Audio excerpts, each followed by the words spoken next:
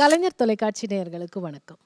எங்கெல்லாம் யார் அதிகமாக இருக்கிறார்களோ, எவர்களின் உரிமைகள் மறுக்கப்படுதோ, எவர்களின் குரல்கள் ஒடுக்கப்படுதோ, அவர்களுக்கான திரைப்படங்கள் உலகெங்கும் வரவேற்கப்படும், ஜெயிக்கும், கொண்டாடும். பரியேறும் பெருமாள் இந்திய சினிமாவில், தமிழ் சினிமாவில் ஒரு முக்கியமான படம். இந்த நல்ல படத்தை உருவாக்கிய படைப்பாளிகள், இந்த படத்தோட ஹீரோ, ஹீரோயின் இன்னைக்கு நம்மிடையே அரங்கத்துக்கு வந்திருக்காங்க. இந்த படம் ரசிகர்களுக்கு எந்த அளவுக்கு ஒரு முக்கியமான படம் அப்படிங்கிறத அவங்கக்கிட்டே கேட்டு தெரிஞ்சுக்கலாம். வணக்கம் சார். வணக்கம் எல்லாருக்கும். வாழ்த்துக்கள். ஒவ்வொரு முறையும் உங்களை பார்க்கும்போது ஒரு நல்ல படத்தோடு நீங்கள் வரீங்க. ஸோ மீண்டும் மீண்டும் உங்களை சந்திக்கிறதுல ரொம்ப ரொம்ப மகிழ்ச்சி. அண்ட் இந்த படத்துக்கு குறிப்பாக எங்களுடைய வாழ்த்துக்கள். பரியேறும் பெருமாள் இது ஒரு நல்ல படம். நான் சொன்ன மாதிரி முக்கியமான படம். முதல் படத்திலேயே கவனத்தை பெற்றிருக்கும் இயக்குனர், நல்ல படங்களை தேர்ந்தெடுத்து நடித்து வரும் ஒரு ஹீரோ ஹீரோயின், வளர்ந்து வரும், வேகமாக வளர்ந்துட்டு வர ஹீரோயின். அதே மாதிரி தனக்குன்னு ஒரு தனி பாணி அமைச்சு அதை மக்களுக்கு விளக்கி சொல்கிற ஒரு கேமராமேன். இப்படி ஒரு ஸ்ட்ராங் டீமோடு நீங்கள் வந்திருக்கீங்க. ஸோ டைரக்டர் கிட்ட இருந்து ஆரம்பிக்கலாம். தன் பேரில் எந்த மாற்றம் இல்லாத மாரி செல்வராஜ் அவர்கள். ஸோ இந்த படம் பரியேறும் பெருமாள், இந்த படம் தலைப்பு குறிப்பாக இது உருவானது, இதற்கான காரணம் பற்றி சொல்லி ஆரம்பிங்க சார் எங்களுக்காக. பரியேறும் பெருமாள் அப்படின்னா, பரினா குதிரைன்னு எல்லாத்துக்கும் தெரியும். ஆமாம். பட் ஆனால் அதையும் தாண்டி இந்த பேர் வந்து ஒரு திருநெல்வேலியில் பக்கத்தில் உள்ள ஒரு குலதெய்வம் வழிபாடு உள்ள ஒரு பேர். நிறைய பேர்த்துக்கு அந்த பேர் இருக்கும், நிறைய எளிமையான மனிதர்களுக்கு அந்த பேர் இருக்கும். ஆனால் அவங்களுக்கு அந்த பேரோட வீரியம் அதெல்லாம் தெரியாது. அவங்களுக்கு சும்மா அவங்களுக்கு பரினா குதிரைன்னே தெரியாது. ஓகே. ஆனால் அவங்க பேரில் அந்த பரியேறும் பெருமாளுங்க பேரில் நிறைய பேர் இருக்காங்க. எங்கள் அப்பாவோட பேர் கூட அதுதான். என் அப்பாவோட பேர், அண்ணனோட பேர்லாம் வந்து பரியேறும் பெருமாள் தான். அப்படிங்கும்போது எங்கள் ஃபேமிலியில், குடும்பத்துலேயே நிறைய பேருக்கு அந்த பேர் இருக்குது. ஆனால் அந்த பேருக்குன்னு ஒரு வீரியம் இருக்குதுன்னு நான் ரொம்ப நாளாகவே எனக்கு தெரியும். ஏன்னா அந்த கோயிலுக்கு போயிருக்கேன், பார்த்துருக்கேன். ஏன்னா குறிப்பாக அது பரியேறும் பெருமாள்னா கலியுகத்தில் வர பெருமாளை குறிக்கும்னு கூட சொல்லலாம். சொல்ல முடியாது. இது வந்து வேறு மாதிரியான ஒரு மீனிங். பெருமாள் அப்படிங்கிறதுக்கு இப்போ இன்னொரு மீனிங் இருக்குது. பரியேறும் பெருமாள்னா புத்தர் கூட சொல்லுவாங்க. புத்தரையும் சொல்கிறதுக்கான புத்தரையும் சொல்லுவாங்க. பரியேறும் பெருமாள்னா புத்தரையும் சொல்லலாம். இந்த பேர் நான் முன்னாடி ஏதாவது ஸ்கிரிப்ட் எழுதுனா அந்த பேரை பயன்படுத்தணும் அப்படின்னு எப்போவோ முடிவு பண்ணிட்டேன். ஒரு படம் பண்ணால் அது கதாபாத்திரத்துக்கு இந்த பேர் வைக்கணும். ஏன்னா இந்த பேர் எனக்கு வைக்கலன்னு நம்மளால் ஃபீல் பண்ணியிருக்கேன். நிஜமா எங்கள் அண்ணனுக்கு பேர் வச்சுருக்காங்க அந்த பேர். பட் எனக்கு இந்த பேர் வைக்கலன்னு ரொம்ப நாள் ஃபீல் பண்ணியிருக்கேன். ஏன்னா என்னோட பேரை விட இந்த பேரில் ஒரு பவர் இருக்குது அப்படிங்கிறத நான் முன்னாடி சின்ன வயசுலேருந்தே உணர்ந்துருக்கேன். அதை சொல்கிற முறை, அதை சொல்கிறது, அது எல்லாத்துலேயுமே அந்த பவர் இருக்குது. இப்போ அந்த ஒரு ஃபஸ்ட்டு ஸ்கிரிப்ட் எழுதும்போது அந்த பவர் இருக்கணும் அப்படின்னு முடிவு பண்ணேன். எழுதும்போதே இந்த பேர் சூஸ் பண்ணிட்டேன். ஹீரோவோட பேர் அதுன்னு முடிவு பண்ணிட்டேன். ஒருவேளை தலைப்பு வந்து ப்ரொடியூசர்ஸ் மாற்றலாம், யாராவது மாற்றலாம். பட் ஹீரோவோட பேர் பரியேறும் பெருமாள் தான். இந்த படத்தின் கதையின் நாயகனோட பேர் பரியேறும் பெருமாள் தான் முடிவு பண்ணிட்டேன். முடிவு பண்ணதுனால எல்லாத்துக்கும் அது பிடிச்சி கதை சொல்லும் போது. இப்போ பரியேறும் பெருமாள் டைட்டிலே வந்து நான் யார்ட்டெல்லாம் கதை சொன்னோம் அவங்க எல்லாத்துக்குமே பிடிச்சிருந்துச்சு. இந்த பேரும் ரொம்ப புதுசாக இருக்குது. அப்போ அந்த பேர் படத்தில் பயன்படுத்துகிற விதம், இந்த கேரக்டர்ஸோட வேல்யூ, இது எல்லாமே வந்து ரொம்ப புதுசாகவும் தேவையாகவும் இருக்குது. அப்படிங்கும்போது இந்த பேரையே நம்ம வச்சு ஒரு கிரியேட் பண்ணலாம். அப்படிங்கும்போது இந்த பரியேறும் பெருமாள் தலைப்பு. ஓகே. இந்த படம் உருவான விதம் இந்த படம் பரியேறும் பெருமாள்ங்கிறவர் யார்? அவர் பரியேறும் பெருமாள் அப்படிங்கிறது ஒரு எளிமையான ஒரு கிராமத்தில் வாழ்கிற ஒரு பையன், ஒரு எளிமையான பையன். தன்னோட முதல் தலைமுறை கனவு கொண்ட பையன். தன்னோட குடும்பத்திலேருந்து, தன்னோட ஊர்லேருந்து முறையாக அந்த ஊரை விட்டு வெளியே போய் படித்து தன் கனவை நிறைவேற்றணும்னு ஆசைப்படுற ஒரு எளிய கனவுடைய ஒரு பையன் தான் இந்த பரியேறும் பெருமாள். மீனிங் என்ன அப்படின்னா, பரினா குதிரை ஏறி வெளியே போகிற ஒரு பையன். நீங்கள் சொல்லுங்கள். ஆடியோ ரிலீஸில் எல்லாரும் சொன்னது, இந்த பரியேறும் பெருமாள் இந்த கதாபாத்திரத்துக்கு மிக பொருத்தமானவர் நீங்கள் தான் அப்படிங்கிற மாதிரி எல்லாருமே பேசியிருந்தாங்க. ஸோ அதை பற்றி சொல்லுங்கள். இந்த படத்தோட உங்களுடைய தொடர்பை பற்றி சொல்லுங்கள். எப்படி நீங்கள் இந்த படத்துக்குள்ள? ஆக்சுவலாக இந்த கேரக்டர் வந்து இப்போ செல்வனா வச்சுருந்த நம்பிக்கை தான். இந்த கேரக்டருக்கு கதிர் நல்லா இருக்கும் அப்படிங்கிற ஒரு டெசிஷன் ஒன்று இருந்ததில்ல. அது வந்து அவரோட விஷயந்தான். இன்னொன்று அந்த கதையை படித்ததுக்கப்புறம், அந்த கதையை கேட்டதுக்கப்புறம் அவர் ஒன்று நினச்சிருக்கார்ல, அதை டெலிவர் பண்ணக்கூடிய இது வந்து லைக் எந்த இடத்துலையும் கொஞ்சம் கூட அவேவாக போயிடக்கூடாது. பிகாஸ் ஏன்னா இந்த கேரக்டர் வந்து நிறைய எமோஷன்ஸை ஹேண்டில் பண்ணும். லைக் ஒரு ஃபன் பார்ட்டாக இருக்கட்டும், ஒரு எமோஷ்னல் பார்ட்டாக இருக்கட்டும், அந்த ஒரு எமோஷன்லேயே வந்து நீங்கள் அந்த இதில் கோவமும் இருக்கும், அவனோட பயங்கர எமோஷன் பார்ட்டும் இருக்கும். அதில் ஹேண்டில் பண்ணுறது எல்லாத்தையுமே நம்ம டெலிவர் பண்ணணுங்கிற ஒரு பொறுப்பு இருந்தது. ஸோ இந்த கதாபாத்திரத்துக்காக நீங்கள் உங்களை தயார்படுத்திக்கிட்டது இல்லை இல்லை உங்களை ரொம்ப கவர்ந்த பார்ட் இந்த கதாபாத்திரம்? இன்னொன்று இந்த இது வந்து இன்னும் எனக்கு ஓரளவுக்கு ஈஸியாக இருந்த விஷயம் என்னென்னு பார்த்தீங்கன்னா, இந்த கதை ஒரு சீக்வன்ஸ் நடக்குதுன்னா அதுக்குண்டான பேக் ஸ்டோரி, நிஜத்தில் என்ன நடந்திருக்கும், அதுக்கு முன்னாடி இருந்த பேக் ஸ்டோரி வந்து ஒரு 5 நிமிஷம் சீக்வன்ஸுக்கு ஒரு மணி நேரம் 2 மணி நேரம் கதை பேசியிருப்போம். அவர் சொல்லியிருப்பார் இதுக்கு பின்னாடி இவ்வளோ விஷயங்கள் இருந்திருக்கு, இந்த இது இருக்குது. ஸோ நீங்கள் ஆட்டோமேட்டிக்கலாக அந்த கேரக்டருக்குள்ளே போயிடுவீங்க. நீங்கள் ஒரு படம் பார்க்குறப்போ நீங்கள் அதுக்குள்ளே டெப்த்தாக நம்ம உள்ளே போகிறதுன்னு ஒன்று இருக்குல்ல, நீங்கள் கதை கேட்குறப்போ அதை நம்ம உணர ஆரம்பிச்சிருவோம்.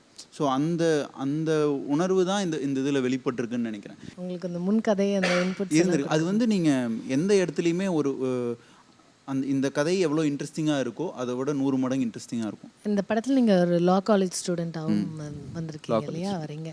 அதை பற்றி எங்களுக்கு சொல்லணும். பட் அதுக்கு முன்னாடி ஆனந்திக்கிட்ட கேட்போம்.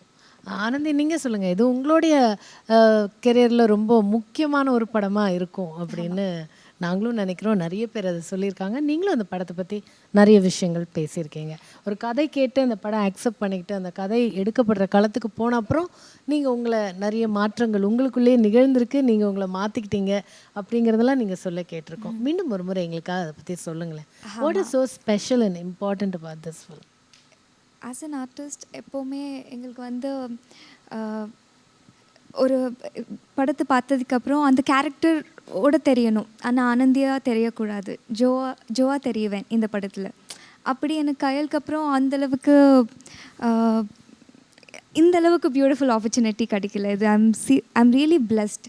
இந்த மாரி செல்வராஜ் சார் ரொம்ப நம்பிக்கையோடு எனக்கு இந்த ஆப்பர்ச்சுனிட்டி கொடுத்துருக்காங்க. எந்த சீன் முதல்ல நடிச்சிங்க ஆனந்தி? எனக்கு நரேஷன் சொல்லும்போது ப்ரீ கிளைமேக்ஸ் சீன் ஒன்று சொல்லியிருக்காங்க. அதுலேயே நான் நினச்சிருக்கேன், வாவ், ஐ திங்க் நிறைய ஸ்கோப் இருக்கும் இந்த படத்தில் எனக்கு பண்ணுறதுக்கு. அந்தளவுக்கு ஒரு பியூட்டிஃபுல் கேரக்டர். ஓகே, இயக்குனர் மாதிரி இயக்குனர் அளவுக்கே இந்த படத்தோட கதையும் இந்த படத்தை பற்றி நிறைய விஷயங்கள் நீங்கள் நிறைய இடத்துல சொல்லியிருக்கீங்க அப்படின்னு சொல்லலாம். இந்த படத்தை பொறுத்த வரைக்கும் வழக்கமாக நம்ம பார்த்து பழக்கப்பட்டு, இப்போ நம்ம சொல்கிற மாதிரி நம்ம யதார்த்தமாக பார்த்து பழக்கப்பட்ட மாதிரி இருக்காது. வேறு மாதிரியான யுக்திகளை கையாண்டிருக்கோம். கேமரா ஆங்கிள்ஸ் ஆகட்டும், எங்கே கேமரா வைக்கிறீங்க, எப்படி அது இருக்கணும், பார்க்குறவங்களுக்கு என்ன மாதிரி உணர்வு கொடுக்கணும், அதை பற்றிலாம் நிறைய பேசியிருக்கீங்க. சொல்லுங்கள், இந்த படத்தை நீங்கள் எப்படி பார்த்தீங்க? முதல்ல கதை கேட்டப்போ, அதுக்கப்புறம் அந்த கேமராமேன் அதுக்குள்ளே வந்தோடனே ஏன் இந்த மாற்றங்கள்லாம் தேவைன்னு நினச்சிங்க? How did you go about it? ஆக்சுவலாக மாரி கூட வந்து இந்த டீம்லேயே நான் தான் ரொம்ப நாளாக ட்ராவல் பண்ணிகிட்ருக்கேன்னு நினைக்கிறேன். கதை வந்து எனக்கு ஒரு ஷூட்டிங் போகிறதுக்கு முன்னாடி ஒரு 1.5 years முன்னாடியே தெரியும். அதனால் அவர் கூட ஒரு பர்சனலான எமோஷனல் ட்ராவல் இருந்தது. அந்த ஸ்கிரிப்ட் எவ்வளோக்கு எவ்வளோ நிஜ கதையிலேருந்து எடுத்த கதை, அதனால் அதை பற்றி ஃபுல்லாக தெரியுன்றதுனால ரொம்ப டெப்த்தாக நானும் இறங்கிட்டேன். இந்த படம் எனக்கு லைஃப் சேஞ்சிங் ஃபிலிமாக இருக்குன்றது எனக்கு 100% தெரியும். அதனால் இந்த படம் தான் நம்மளோட செகண்ட் ஃபிலிம் 100% டிசைட் ஆனோன்னு வெயிட் பண்ணோம். அவரும் ட்ராவல் பண்ணிட்டது திடீர்னு டேக் ஆஃப் ஆச்சு படம். அந்த டைமில் படம் உருவாகும் போது எப்படி பண்ணலான்னு சொல்லும்போது நாங்கள் தான் ஃப்ரெண்ட்ஸ் ஆச்சு. ஏற்கனவே நம்ம எப்படி பண்ணுறது ஆல்ரெடி பேசி டிஸ்கஸ் பண்ணிட்டோம். அப்போ கண்டிப்பாக நம்மளுக்கு தெரியும் இந்த படம் ஒரு இன்டர்நேஷனல் ஃபிலிம் மாதிரி ட்ரீட் பண்ணோம். ஒரு கேன்ஸ் ஃபெஸ்டிவலுக்கு வந்து ஒரு படம் அனுப்புகிறோன்னா அந்த படம் எப்படி இருக்கணும், அந்த மாதிரி ஒரு ட்ரீட்மெண்ட் இருக்கணும். கண்டிப்பாக யூஸ்வலாக அந்த ஃபிலிமை பண்ணக்கூடாது. நார்மலான shorts, mid shorts, long shorts. அப்போ என்ன பண்ணலாம், ஸ்டடி கேமில் பண்ணலாமா, இந்த மாதிரி ஏதாச்சும் பண்ணலாமா, 3 axis கிம்பல்ன்ற ஒரு எக்யூப்மெண்ட் இருக்குது, அதில் பண்ணலாம் அப்படின்னு சொல்லிட்டு டிசைட் பண்ணும். நார்மலாக ஒரு கேரக்டர் தான் கேமரா, ஒன்றும் அதை தாண்டி ஒன்றுமே இருக்காது. ஸோ யூஸ்வலாக சொல்லுவாங்க இல்லையா, ஒரு விட்னஸிங் ஃபோட்டோகிராஃபி, அதை தாண்டி ஒரு பார்ட்டிசிபேட்டிங் ஃபோட்டோகிராஃபின்னு சொல்லலாம். பார்ட்டிசிபேட்டிங் ஃபோட்டோகிராஃபி இருக்கும். அட் த சேம் டைம் இன்னொன்று என்னென்னா, இட் வில் பி ஒரு நாங்கள் ட்ரீட் பண்ண விதம் ஒரு இன்டர்நேஷனல் ஃபிலிமாக இருக்குது. இன்டர்நேஷனல் ஃபிலிம்ஸ் பார்த்தீங்கன்னா நீங்கள் 100 years கழிச்சு பார்த்தாலும் அந்த படத்தில் ஒரு ஃப்ரெஷ்னஸ் இருந்துகிட்டே இருக்கும். சார், எப்படி சார் இது நீங்கள் 2 பேரும் சேர்ந்து டிஸ்கஸ் பண்ணிங்களா? எப்படி இது வந்து உருவாச்சு? ஷூட்டிங் போகிறதுக்கு முன்னாடியே நீங்கள் இப்படி இருக்கும் படம் அப்படின்னு ரிசல்ட் எல்லாம் யோசித்து பேசி முடிவு பண்ணி அடிக்கிறோம் தூக்குறோம் அந்த மாதிரியா? என்னை சந்திக்கிறதுக்கு முன்னாடியே நான் ஒரு ரைட்டராக அறிமுகமாயிருக்கேன். என்னோடய கதைகள் படிச்சிருந்துருக்காரு. படிக்கும்போது ஒருத்தரோட எமோஷ்னல் ஒரு நீ வந்து ஒரு சினிமா டைரக்டராக ஒருத்தர் போய் மீட் பண்ணும்போது நம்ம ஸ்பாட்டில் தான் அவர் கண்டுபிடிக்க முடியும். பட் ஆனால் ஒரு ரைட்டர்ஸ் ஒரு டைரக்டராக மாறும்போது அவர் என்ன மாதிரியான உலகத்துக்குள்ளே இயங்கிக்கிட்டு இருக்காரு, என்ன மாதிரியான மனிதர்களை வந்து அவர் வாட்ச் பண்ணுறாரு, அவதானிக்கிறாரு அப்படின்னு கண்டுபிடிச்சதுக்கப்புறம் நீ அவரை மீட் பண்ணிங்கன்னா இவர் சொல்கிற கதை இப்படி தான் இருக்கும், அந்த கதை இதெல்லாம் கேட்கும், இதெல்லாம் பண்ணும் அப்படின்னு நம்பி ஒருத்தர் பேசுவோம். அப்படி தான் நான் சந்திச்சுக்கிட்டோம் முதல்ல. ஏன்னா அவருக்கு ஆல்ரெடி நீ தெரிஞ்சிருந்துச்சு. இப்போ எனக்கு தான் லேட்டாக தெரியும், அவங்க என்னையும் அவருக்கு ஆல்ரெடி தெரிஞ்சிருந்துச்சு. அதனால் சந்திப்பு ரொம்ப ஈஸியாக நடந்துருச்சு. ப்ராப்ளம் இந்த ஸ்க்ரீனுக்கும் அந்த ஆடியன்ஸ்க்கும் ஒரு கனெக்டிவிட்டி வந்து குறைச்சிருச்சு அப்படின்னு ரொம்ப கம்மியாகிடுச்சு. படம் பார்த்த யாருக்குமே வந்து ஒரு சினிமா பார்த்துட்ருக்கோம் அப்படிங்கிற ஃபீலை இல்லாமல் நாம் வந்து லைவாக, ஏன்னா இப்போ எப்படி இருக்குன்னா மீடியா லைவ் வீடியோவுக்கு தான் வேல்யூ. ம். நீங்கள் கட் பண்ணி போடவே ஹீரோவே live ஆமாம். hero இப்போ எல்லாமே எல்லாருக்கிட்டையும் ஸ்மார்ட் ஃபோன் இருக்கிறதுனால லைவாகவே இப்போ நான் இப்போ கிட்டத்தட்ட பரியகரமாவோட கதை எல்லா ஃபோன்லேயும் லைவாக இருக்குது ஆல்ரெடி. பரியகரமாவோட புதுயான கதையெல்லாம் கிடையாது. பரியகரமாவோட பண்ணுற கதை எல்லாரும் அவங்க ஃபோனில் பார்த்த கதை தான். பரியகரமாவோட புதுசான கதையே கிடையாது. இது ஒரு நிஜ சம்பவத்தை பேஸ் பண்ணி ரியல் இந்த கதை நிஜ சம்பவங்களை நிஜ சம்பவம்னா நிறைய நிஜ சம்பவங்களோட தொகுப்பு தான். பார்த்த தொகுப்பு நிஜ சம்பவம் தான். எதுவுமே யாருமே பார்க்காத நிஜ சம்பவம் கிடையாது. எல்லாருமே டெய்லி பார்த்துக்கிட்டு இருக்கிற இது. அப்போ திருநெல்வேலி கதைன்னு சொல்கிறாங்கல்ல, திருநெல்வேலி கதையே கிடையாது. இந்தியாவில் எந்த கிராமத்திலும் நடக்காது. ஓகே. இந்த கதையை கொண்டு நீங்கள் எந்த கிராமத்தில் டென்ஷன் ஜாஸ்தியாக தான் அது. அப்படி என்னதான் இருக்கு? ஆமாம் நிஜமா இது வந்து எல்லாருமே பார்த்துருக்கோம், தெரிஞ்சது என்னதான் இருக்கு. நிச்சயமாக நீங்கள் படம் பார்க்கும்போது நீங்கள் பார்த்துருப்பீங்க, அதை வந்து இது கவனிக்காம விட்டுருப்பீங்க. இது ஒரு பெரிய பொருட்டா அடிச்சுக்க நீங்க மாட்டீங்க. சொன்ன மாதிரி பழகி போய் பழகி ரொம்ப நாள் இன்னைக்கு இல்லை, பல 100 வருஷங்களா பழகி போன ஒரு கதை. ஓகே. பல 100 வருஷங்களா பழகி அதை வந்து அது பெருசாக பொருட்டாக நினைக்காம அது நடக்க தான் செய்யும். அது இயல்பு. மழை வந்தால் தண்ணி தேங்க தான் செய்யணும். வாழ்ந்துட்டு இருக்கோம்ல, ரோடு பள்ளமாக தான் செய்யும். இப்படியான ஒரு இயல்பு இருக்குல்ல நம்மக்கிட்ட. அப்படி நம்ம கடந்து போயிட்டோம், நிறைய கடந்து போயிட்டோம்ல. அதை நிப்பாட்டி பேசுகிற படமாக பயிர்மால் இருக்கும். ஓகே. நீங்கள் சொல்லுங்கள் கதிர், இப்படி ஒரு ஸ்ட்ராங்கான கதை அண்ட் டைரக்டர் சொல்கிற மாதிரி பார்த்தது, பழக்கப்பட்டது, பழகி போனது, அதை மீண்டும் வந்து முன்னாடி கொண்டு வந்து வைக்கிறதுங்கிறது ஒரு ஈஸியான வேலை கிடையாது. ஸோ நீங்கள் எப்படி எந்த பாயிண்டில் அந்த கதாபாத்திரத்தோட கனெக்ட் ஆனீங்க?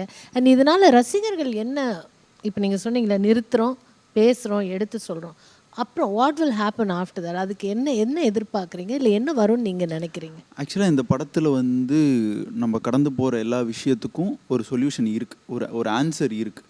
அது வந்து யாரையும் புண்படுத்தாமல் எந்த இதுலேயும் வந்து ஒரு சமநிலையில் ஒரு பதிலாக இருக்குங்கிறது இதோட ஸ்ட்ராங். இது நீங்கள் யார் பார்த்தாலும் இந்த படத்தை வந்து ரொம்ப ரசிப்பாங்க, ரொம்ப ஏற்றுப்பாங்கங்கிற கான்ஃபிடென்ஸ் வந்து இருக்குது.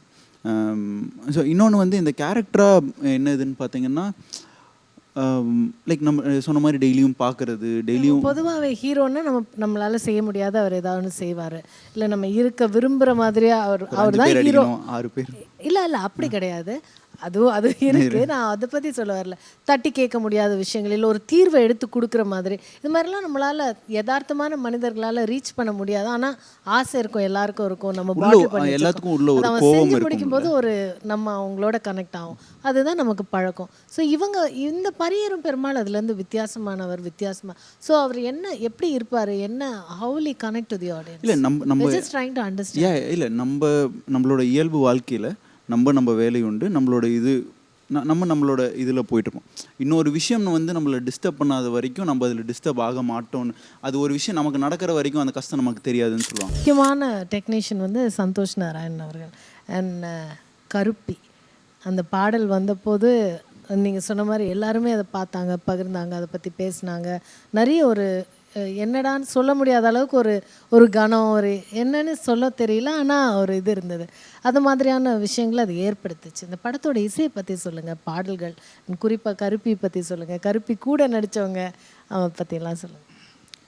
சந்தோஷ் சார் வந்து என்னோட ஃபஸ்ட் படத்துக்கே சந்தோஷ் நாராயண் மாதிரியான ஒரு லெஜண்ட். அவங்களோட மியூசிக் ஒர்க் பண்ணுறது வந்து என்ன நிறைய பேருக்கு கிடைக்காது. ஃபஸ்ட் படத்தில் வந்து கிடச்சிச்சு. எனக்கு நம்ப முடியல. எனக்கு ஃபஸ்ட்டு படத்துலேயே வந்து அவர் மியூசிக், ஏன்னா அப்போ கபாலி பண்ணிகிட்ருக்காரு, நம்ம போய் கதை சொல்ல போகிறோம் அப்படிங்கும்போது. இப்போ ரஞ்சித் அண்ணாவோட ப்ரொடக்ஷன் அப்படிங்கிறனால கமிட் ஆகிருக்கலாம். பட் ஆனால் அவரோட உழைப்பு எங்கே தொடங்கிச்சு அப்படின்னா, அந்த கதையை கேட்டதுக்கப்புறம். அந்த கதையை கேட்டுட்டு அப்புறம் பேசினதுக்கப்புறம் நான் அவர் தான் ரொம்ப பிஸியாக இருந்தார். இப்போ நான் சொன்னேன், சார் வந்து எனக்கு எந்த பாட்டுமே வந்து லிப்ஸிங்லாம் பெருசாக இல்லை பாட்டில், அதனால் நான் படமே எடுத்துகிட்டு வந்துடுறேன். நான் எடுத்து நீங்கள் படம் பாருங்கள், படம் பார்த்ததுக்கப்புறம் எனக்கு சாங் கொடுங்க அப்படி சொன்னேன். அதுக்கப்புறம் ஓகே அப்படி சூப்பர் அப்படின்ட்டு போயிட்டார். படம் நான் எடுத்து வந்துட்டேன். மொத்த படத்தையும் எடுத்து வந்து ஒவ்வொரு சாங்குமே கட் பண்ணி இந்த கருப்பி சாங்கோட விஷுவல் இப்படி தான் இருக்கும் அப்படின்னு கொண்டு போய் கொடுத்துட்டேன் உண்டு. அதை பார்த்ததுக்கப்புறம் தான் அவருக்கு பயங்கரமான இந்த படத்தோட வேல்யூஸ் போய் ஆரம்பிச்சிச்சு. ஒரு ரெகுலர் சினிமாவுக்குள்ளே நீங்கள் வந்து ஒரு மெயின் ஸ்ட்ரீம் மக்கள்கிட்ட போய் சேர்கிற சினிமாவுக்குள்ளே நீங்கள் எவ்வளோ மெனக்கிட்டு ஒன்று பண்ணிங்கன்னா அது உங்களை எப்படி மாற்றும், கிரியேட்டரை எப்படி என்னவா கன்வெர்ட் பண்ணும் அப்படிங்கிறத கண்டுபிடிச்சிக்கிட்டு இந்த படம் இந்த விஷுவல் என்ன மாதிரி போனால் மக்கள்கிட்ட போய் சேரணும்னு ஒன்று தோணும்ல. நம்ம இந்த விஷுவல் பார்த்துட்டோம், நம்ம பிரமிச்சிட்டோம். ஆனால் இந்த விஷுவல் எல்லாத்தையும் போய் சேரணும். அப்போ அதுக்கான மியூசிக் தேவைப்படும். அப்படிங்கும்போது நான் முடிவு பண்ணோம் 2 பேரும் சேர்ந்து. ஒரு கிராமம் சார்ந்த படம், திருநெல்வேலி தென் மாவட்டம், அதுக்கு ஒரு மியூசிக் இருக்குது, அதுக்கு நேட்டிவான மியூசிக் இருக்குது. அப்போ சினிமாவில் அதை பயன்படுத்துகிற முறைன்னு ஒன்று இருக்குது. இதெல்லாம் முதல்ல உடைக்கணும் சார் அப்படின்னு சொன்னேன். நான் சொன்னேன் இந்த படம் அவங்களுக்கான படம் கிடையாது, அந்த மக்களே பார்த்து அந்த மக்களே பாடுறதுக்கான பாட்டாக இருக்கக்கூடாது. ஏன்னா எல்லா பாட்டும் அவங்களே பாடுற மாதிரியோ அவங்களே கொண்டாடுற மாதிரியோ கூடாது. இந்த படத்தோட கதையும் சரி, இந்த படத்தோட பாடலும் சரி, இந்த படத்தோட நோக்கமும் சரி, அது உலகளாவே போய் சேரணும், எல்லா மக்கள்கிட்டையும் போய் சேரணும். இசையை யாருக்கெல்லாம் பிடிக்குமோ அவனுக்கெல்லாம் போய் இந்த இசை பிடிக்கணும், இந்த பெயின் போய் கடந்து போகணும்னு ஆசைப்பட்டோம். ஆனந்திக்கிட்ட கேட்கலாம். ஆனந்தி, நீங்கள் சொல்லுங்கள், இந்த பாடல் பற்றி சொல்லும்போது இந்த படத்தில் இருக்கிற காதல் அப்படின்னா, ஸோ ஹீரோயின் இந்த ஏஜ் குரூப்பில் இருக்கும்போது அந்த கதையில் காதல் இருக்க வாய்ப்பு இருக்குது. பட் இது ஒரு வித்தியாசமான படம்னால இருக்கோ என்னவோ எனக்கு தெரியல. இருக்கா? பழக்கப்பட்ட கதை தான். இருக்கா? அது இருந்தால் எப்படி இருக்கும்? நார்மலாக இருக்குமா இல்லை வித்தியாசமாக இருந்தது? அது நீங்கள் அதை பற்றி சொல்லுங்களேன். இந்த அளவுக்கு பியோரான காதல் நான் பார்க்கல. அந்த அளவுக்கு பியோராக எடுத்திருக்காங்க. I don't know. இப்போ கேட்கும்போது இப்போ நான் ஒரு 15 days ஷூட்க்கு அப்புறம் கேட்டேன், சார் நான் ஹீரோன் லவ் பண்ணுறேன்னா அவங்க என்ன லவ் பண்ணுறாங்களா? ஆக்சுவலாக லவ் அப்ரோச் பண்ண விதமே டிஃப்ரெண்ட்டாக இருக்கும், ரொம்ப பியூராக இருக்கும். அது not like a regular love story அப்படிங்கிற இது இருக்காது. அதோட ட்ரீட்மெண்ட் வேறையாக இருக்கும், அந்த கேரக்டரைசேஷனுக்குள்ளே இருக்க டெப்த் வேறு மாதிரி இருக்கும். இந்த காதல் போச்சுன்னு நாங்கள் பார்க்க இப்போ ஆர்வமாக இருக்கோம், இன்க்ரீஸ் ஆர் கியூரியாசிட்டி அப்படின்னு. கேமராமேன் செட்டை கேட்கலாம் சார். உங்களுடைய படம் இந்த நீங்கள் சொன்ன இதுக்கு முன்னாடி இது படத்தை பற்றி சொன்ன விஷயங்கள், அதே மாதிரி கருப்பி இந்த படத்தில் அனிமல்ஸை வச்சு நீங்கள் ஷூட் பண்ணியிருக்கீங்க. அது எப்படி, அது என்ன, ஹவு டிட் இட்? ஆக்சுவலாக கருப்பி ஒரு பெரிய ரோல் பண்ணியிருக்காங்க இந்த படத்தில். நானும் மாரியும் படம் தொடங்கும் போதே பேசினது இதுதான், இந்த படம் எப்படி சாத்தியம், ரொம்ப ஒரு டஃப்பான ஒரு ஸ்கிரிப்ட் ஹேண்டில், சென்சிட்டிவ் ஸ்கிரிப்ட், ரொம்ப லைஃப் ஸ்டைல் ஃபிலிமு. அப்போ படம் ஷூட்டிங் போகிறதுக்கு முன்னாடி நம்பர் ஆஃப் டேஸ் எங்களுக்கு ஒரு விதிவிலக்கு, இவ்வளோ தான் பண்ணணும் அப்படின்னு. அப்போ சொன்னோம், நம்ம படத்தில் 4 நாய் நடிக்குது, நம்ம எல்லாருமே நாயா மாறினா மட்டும்தான் இந்த படம் சாத்தியம், எல்லாம் சாத்தியம். நாங்கள் கருப்பி படத்தில் வேலை செஞ்ச நாய்கள் கூட உட்காந்து ஒரே தட்டில் சாப்பிடல, மற்றபடி எல்லாமே பண்ணிட்டோம். ஆனால் நாயை வச்சு ஷூட் பண்ணது கொஞ்சம் கஷ்டமாக தான் இருந்தது. பட் ஆனால் அந்த படத்தில் எல்லாமே இந்த ட்ரெயின் ரெகுலர் அந்த மாதிரி அவரோட அண்ணன் தம்பிங்களோட நாய்கள் தான் எல்லாமே. அதனால எல்லாருமே பழகிட்டோம். போயிட்டு நாங்கள் முன்னாடியே போயிட்டு ஒரு 3 months அங்கேயே இருந்ததுனால நானும் அவர் கூட போயிருந்தேன். அப்போ நான் சின்ன வயசுலேருந்தே பெட்ஸோடு தான் வாழ்ந்துட்டு இருக்கேன். அது ரொம்ப ஈஸியாக தான் இருந்தது. யோகி பாபு சார் உங்க கூட நடிச்சிருக்காரு இல்லையா? அவரோட கதாபாத்திரம் ரொம்ப முக்கியமான ஒரு கதாபாத்திரம் அப்படின்னு கேள்விப்பட்டோம். அதை பற்றி சொல்லுங்கள். ஜெனரலாக யோகி பாபுன்னா லைக் காமெடி இந்த மாதிரி விஷயங்கள்ல அவரோட டைமிங் சூப்பராக இருக்கும். அவர் ஆன் ஸ்க்ரீன் வந்தாலே ஒரு பயங்கரமான ஒரு இது கிரியேட் ஆகுது. நம்மலாம் ரெடியாக இருப்போம், சிரிக்க ரெடியாக காத்துட்டு. அதை தாண்டி ஆஸ் அன் ஆக்டராக ஒரு எமோஷ்னல் பார்ட்டாக இருக்கட்டும், எல்லாத்தையுமே பேலன்ஸ்டாக ஹேண்டில் பண்ணியிருக்கிறது சூப்பராக இருந்தது. 2-3 இடத்துல ரொம்ப எமோஷ்னலாக ஒரு பெர்ஃபார்மன்ஸ் பண்ணியிருக்காரு. அது ரொம்ப பெஸ்ட்டான பெர்ஃபார்மன்ஸாக இருக்கும். சூப்பர். அதே மாதிரி லிங்கேஷ் இந்த படத்தில் வில்லனாக பண்ணியிருக்காரு, அவரை பற்றி சொல்லுங்கள். இப்போ லிஜிஸ் ஒரு கபாலி பார்த்தோம், நம்ம வில்லனாக பார்த்தோம். அதுக்கப்புறம் 2-3 படங்கள் பார்த்தோம். எனக்கு என்ன, கபாலியில் பார்க்கும்போது அவர் தோற்றமாக வேற ஒன்றா இருப்பார். இப்போ இதில் திருநெல்வேலியில் என்னென்னா, திருநெல்வேலி படத்தில் வில்லன் யாருமே கிடையாது படத்தில். ஓகே. அந்தந்த சம்பவங்கள், அந்தந்த டைமுக்கு சிச்சுவேஷனுக்கு யாரோ ஒருத்தர் வில்லனாக இருப்பாங்க. அப்படி தான் அந்த வில்லன். அதனால் எளிமையான மனுஷன், எளிமையாக அவன் நம்பிட்டு இருப்பான், அவனுக்கே தெரியாது, அவனுக்கு நிறைய பேருக்கு தெரியாது நம்ம பண்ணுறது தப்புனே தெரியாது. ரொம்ப நன்றி சார், நிறைய விஷயங்கள் சொன்னீங்க இந்த படத்தை பற்றி. இன்னும் பேசிக்கிட்டே போனால் நேரமே பார்த்தா ஒன்று அது என்ன சார் இது என்ன அப்படின்னு கேட்கணும். யா ஷுவர். ஸோ முடிக்கிறதுக்கு முன்னாடி வேறு ஏதாவது நீங்கள் சொல்ல விரும்புகிறீங்களா? நீலம் தயாரிப்பு. இப்போ ரஞ்சித் அண்ணா மாதிரி ஒரு டைரக்டர் ஒரு பெரிய வெற்றி அடைஞ்சதுக்கப்புறம் நீலம் ப்ரொடக்ஷன் ஒரு கம்பெனி ஸ்டார்ட் பண்ணுறாரு. அப்போ அந்த கம்பெனியில் உங்களுக்கு ஃபஸ்ட் படமாக பண்ணும் போது நமக்கு இன்னும் எவ்வளோ பெரிய மரியாதையும் பொறுப்பு நம்மகிட்ட இருக்குன்னு தெரியும். ஏன்னா இப்போ ரஞ்சித் அண்ணன் டோட்டலாக எல்லாருமே வாட்ச் பண்ணும்போது நிறைய படங்கள் நிறைய விஷயங்கள் பார்க்கும்போது அவர்கிட்ட இருந்து வர படம், அவர் சூஸ் பண்ணுற கதை என்னவா இருக்கும், அந்த டீம் எப்படிப்பட்ட டீமாக இருப்பாங்க, அவங்க என்னவா ஒர்க் பண்ணுவாங்க, எப்படி அந்த படம் பேசப்படும் அப்படிங்கிற எல்லா எதிர்பார்ப்பும் அவங்க மேலே இருந்துச்சு. ஓகே. அப்போ ரஞ்சித் அண்ணா அந்த அழுத்தத்தை எனக்கு கொடுக்கல, நான் அந்த அழுத்தத்தோடு தான் போனேன். ஓகே. ஏன்னா ஒரு பெரிய டைரக்டர் போகிறோம், ஏன்னா டைரக்டரே பெரிய ப்ரொடியூசராக இருக்கும்போது வாட்ச் பண்ணிகிட்டே இருப்பாங்க நம்மளை, ஒவ்வொரு செகண்ட் நம்ம காமிச்சிட்டே இருக்கோம், நெர்வஸஸ் இருக்கும். ஆனால் என்ன பண்ணார்னா, ஸ்கிரிப்ட் லாக் பண்ணிவிட்டு படம் ஷூட்டிங் போனதுக்கப்புறம் அதெல்லாம் உடச்சிட்டார். அது ஓன் படம், ஓகேங்களா. நான் வந்து அவர் சொன்ன ஒரு வார்த்தை தான், படம் நீ உன்னோட கதை உன்னோட ஸ்டைல் எல்லாமே ஓகே எனக்கு, ஆனால் நாம் எடுக்கிறது எல்லாமே மக்களுக்கானது. மக்கள் எல்லா மக்களும் போய் பார்க்கணும், எல்லாம் கொண்டாடணும், எல்லாத்துக்கும் கனெக்ட் பண்ணிக்கணும். இந்த படம் மக்கள் பார்க்க தான் படம் எடுக்கும். ஒரு 4 பேர் சேர்ந்து பேசி பாராட்டுறதுக்காக மட்டும் படம் எடுக்கல. மக்கள் வீடுகளில் பேசணும், மக்கள் என்ஜாய் பண்ணணும், மக்கள் வந்து அதை வந்து வேறு இடத்துக்கு நகர்த்தணும், மக்களே பேசிக்கணும். இந்த படம் பாருங்க, இந்த படம் பாருங்க. நாம் ப்ரமோட் பண்ணுறது மட்டும் கிடையாது, மக்களும் இந்த படத்தை பற்றி பேசணும். அப்படி ஒரு படமாக வந்தால் மட்டும் போதும். இந்த வார்த்தைக்கு அப்புறம் வந்து என்கிட்ட எந்த வார்த்தையுமே என்கிட்ட கேட்கல. அப்போ படம் கம்ப்ளீட் படம் பார்த்ததுக்கப்புறம் தான் நீ நியாயப்படுத்திட்டு சொன்னதை ஐ லவ் யூ மெசேஜ் அனுப்புனதுக்கப்புறம் தான் நமக்கு வந்து ஒரு சந்தோஷம். அதுக்கப்புறம் நான் படத்தை பற்றி எங்கேயுமே எனக்கு பயமோ நெருசோ இல்லை. அது அந்த பாசிட்டிவ் வந்து அதுக்கப்புறம் தள்ளிட்டு போயிடுச்சு. ஒரு ப்ரொடியூசரும் நானும் ஒன்றாவே இருந்து சுற்றுறது. இப்போது ஒரு தயாரிப்பாளராக இருந்தவர் ஒரு அண்ணனாக ஒரு டேரக்டருக்கு மாறுறதெல்லாம் வந்து உலகத்தில் எங்கள் சினிமாவில் எங்கேயுமே நடக்காது. ஏன்னா நீங்கள் என்ன தான் கூட வந்து அண்ணன் தம்பி படம் பண்ணாலுமே அண்ணன் பிடிச்சதப்போ தம்பி வந்து டேரக்டராக வைப்பார். படம் முடிஞ்சு போகும்போது தம்பி கையில் கத்தியிருக்கும், அண்ணன் கையில் கத்தியிருக்கும். ஆனால் வந்து எனக்கு வந்து படம் முடிஞ்சதுக்கப்புறம் தான் அண்ணனாக மாறினார், படம் பார்த்ததுக்கப்புறம் தான் அண்ணனாக மாறினார். அதனால் இன்னும் லைஃப் லாங்கான பெரிய ட்ராவல் இருக்கும், 2 பேர்த்துக்கும் லைஃப் லாங்காக பெரிய ட்ராவல் இருக்கும். அதுவே அந்த படத்தோட வெற்றி நான் நம்பினேன். ஒருத்தர் வந்து உங்கள் தோளில் கை போட்டு இப்போவும் வந்து லவ் யூ சொல்கிறாங்க அப்படின்னா அதுதான் பிரேமமோட வெற்றி அப்படின்னு நம்புகிறேன். நீங்கள் பர்சனலாக நினைக்கிறீங்க. ரொம்ப ரொம்ப நன்றி சார். நிறைய விஷயங்கள் சொன்னீங்க, நிறைய நல்ல விஷயங்கள், நிறைய புது, அதாவது இருந்த விஷயங்களே மாற்று, இந்த கோணத்தையோ இந்த பார்வையை மாற்றி அமைக்கக்கூடிய மாதிரியான ஒரு விதத்தில் இந்த கதையை சொல்லியிருக்கீங்க, இந்த படத்தை உருவாக்கியிருக்கீங்க. உங்கள் எதிர்பார்ப்பு, மற்றவர்கள் உங்கள் மேல் வைத்திருக்கிற எல்லா எதிர்பார்ப்பையும் இந்த படம் பூர்த்தி செஞ்சுருக்கு அப்படின்னு தான் நினைக்கிறோம். நீங்கள் நினைக்கிற மாதிரி இந்த படம் மிகப்பெரிய வெற்றி படமாக அமைய எங்கள் சார்பாகவும் ஒரு முறை வாழ்த்துக்கள் சொல்லிக்கிறோம். Thank you so much. அரங்கத்துக்கு வந்து நிறைய விஷயங்கள் எங்களோட பகிர்ந்துக்கிட்டது. நன்றி.